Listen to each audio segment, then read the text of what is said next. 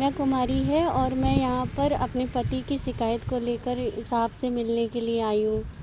कहाँ की रहने वाली हो और आपकी शिकायत क्या है?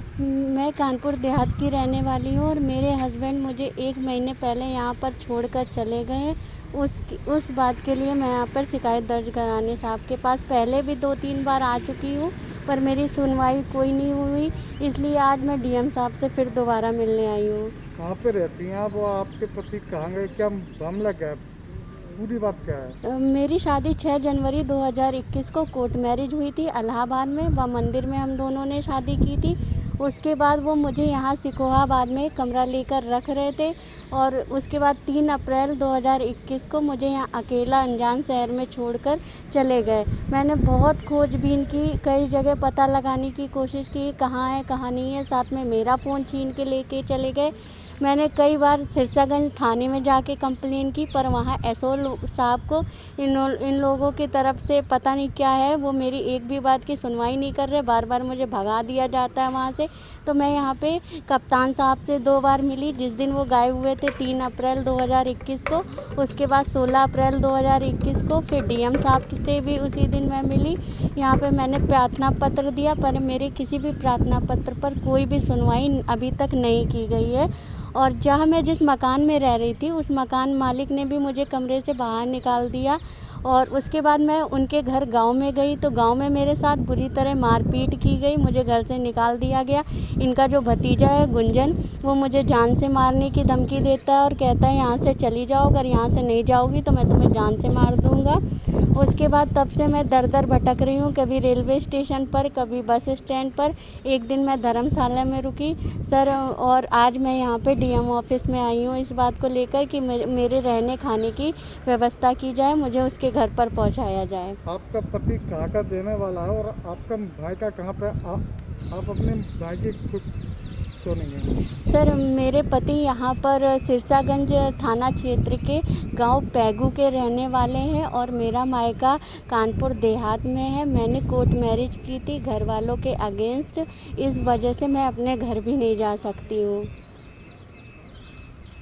अधिकारियों के कार्यालयों के चक्कर काटते काटते आज 1 महीने से ऊपर का टाइम हो गया है। मैं एक एक रुपए के लिए मोहताज हूँ। कहीं पर जाऊँ कोई मुझसे 5,000 रुपये मांगता है, कोई 10,000 रुपये मांगता है। मेरे पास खुद 1 रुपये का ठिकाना नहीं है, मैं कहाँ से 5,000 10,000 रुपये ला के दूँ। पैसा ना होने के कारण मेरी कहीं पर सुनवाई नहीं की जा रही है। मैं परसों नरसों अराव चौकी गई, वहाँ पर मुझसे ये कहा गया कि इसमें पेट्रोल कौन डलाएगा गाड़ी में, वहाँ तक लेके कौन जाएगा, आप यहाँ से जाओ, आप ऐसा कर लो वैसा कर लो, ऐसा कह के टरका के भगा दिया जाता है। कहीं पर भी किसी भी बात की मेरी कोई सुनवाई नहीं हो रही है। अब आप क्या चाहते हैं आप? सर, मैं इंसाफ चाहती हूँ और मैंने बाकायदे कोर्ट मैरिज की है, मंदिर में भी शादी की है। मैं कानूनी तौर पर, सामाजिक तौर पर उनकी पत्नी हूँ और अपने पत्नी होने का हक चाहती हूँ। आपने जानकारी की कि आपका पति कहाँ भाग गया?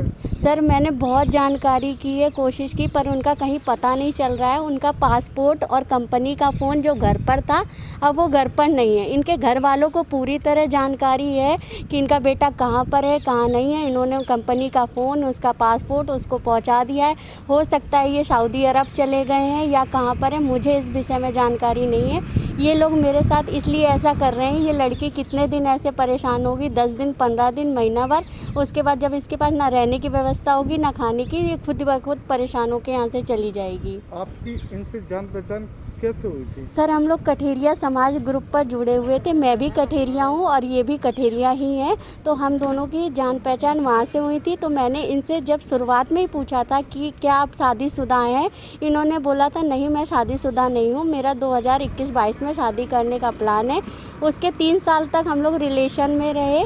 उसके बाद इन्होंने मेरे पिताजी से 3-4 बार फ़ोन पर बात की, क्योंकि ये सऊदी में थे और कोरोना लॉकडाउन चल रहा था, इस वजह से फ़्लाइट बंद होने के के कारण आ नहीं पा रहे थे। इन्होंने पूरा आश्वासन दिया था कि ये जनवरी में सामाजिक तौर पर शादी करेंगे। इन्होंने झूठ बोलकर मेरे से पहले कोर्ट मैरिज कर ली। वो कोर्ट मैरिज करने के बाद ये ना सामाजिक तौर पर शादी करने के लिए तैयार थे, ना कुछ थे।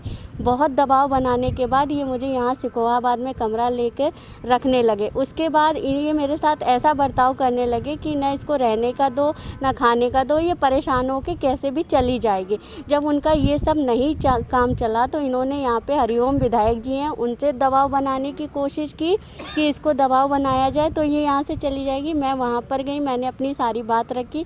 उनको जब मेरी सारी बातें सही लगी तो उन्होंने ये कहा कि तुमने शादी की है, अब जो भी किया है तुमको निभाना पड़ेगा, रखना पड़ेगा।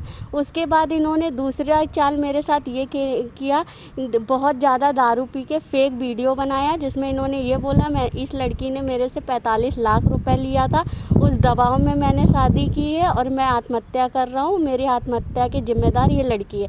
जब मैंने इसकी FIR कराने के लिए बोला तो इनके घर वाले, इनका भतीजा, भैया, माँ बाप सब मेरे हाथ पैर जोड़ने लगे। अरे वो तो दारू में उसने बोल दिया, ये सब ऐसी कोई बात नहीं है, ऐसा कुछ नहीं होगा, आप हमें होली तक का टाइम दो, उसके बाद ये घर ले जाएंगे। और जहाँ जहाँ मैं रही आप लोग वहाँ पर चल के ये सब पता कर सकते हैं। ये लोग ये बोलते रहे, ये ग्राम प्रधानी का चुनाव लड़ रहे थे, इलेक्शन के बाद घर ले जाएंगे, होली के बाद घर ले जाएंगे।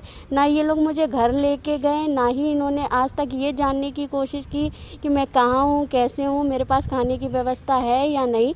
और ये जो मेरा आदमी है वो 3 अप्रैल 2021 को मुझे छोड़कर सिरसागंज से कहीं चले गए हैं। क्या आपका पति ये पहले से शादीशुदा था क्या? हाँ सर, ये पहले से शादीशुदा थे। ये बात मुझसे छुपाई गई जो मुझे अब पता चली है। इसकी पहले की पत्नी कहाँ है? पहले की पत्नी एक्सपायर हो चुकी है और जो इनकी साली है वो इनके घर पर है।